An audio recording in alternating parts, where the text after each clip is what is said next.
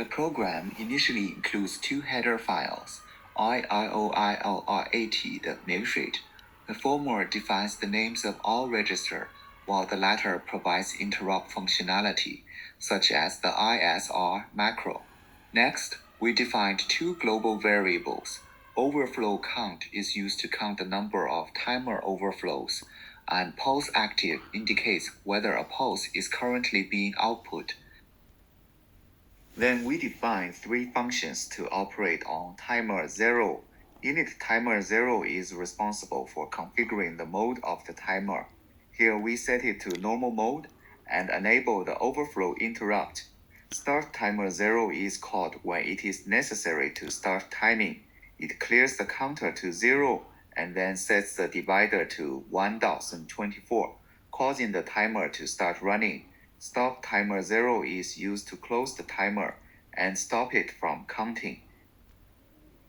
When PDR detects an rising edge, this interrupt function will be automatically called.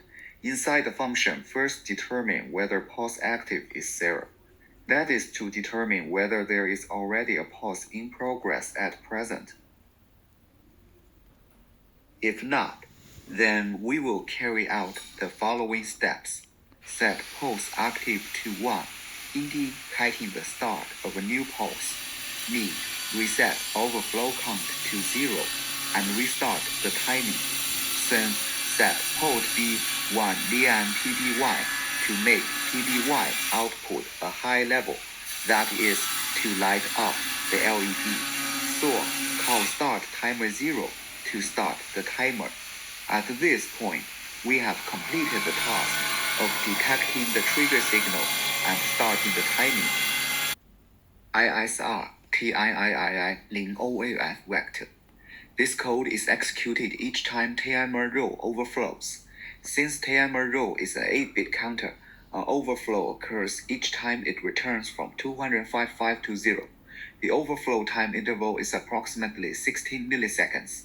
In the interruption, we first determine whether a pulse is being output. If pulse active is 1, let overflow count increment once. When the cumulative overflow reaches approximately 8 pin-swing times, which is about 3 seconds, we carry out three things. First, set PB5 to a low level, port BN 的语保寻 PB5, and the LED goes up. Second, call stop timer 0 to stop the timer. Third, reset pulse active to 0 to indicate the end of the pulse. Into main void, we set PB5 as the output pin and PB2 as the input pin. Call init timer 0 for initialization, then set the external interrupt int0 to be triggered by the rising edge, and enable the global interrupt. The main loop is empty because all the work is automatically completed by interrupts.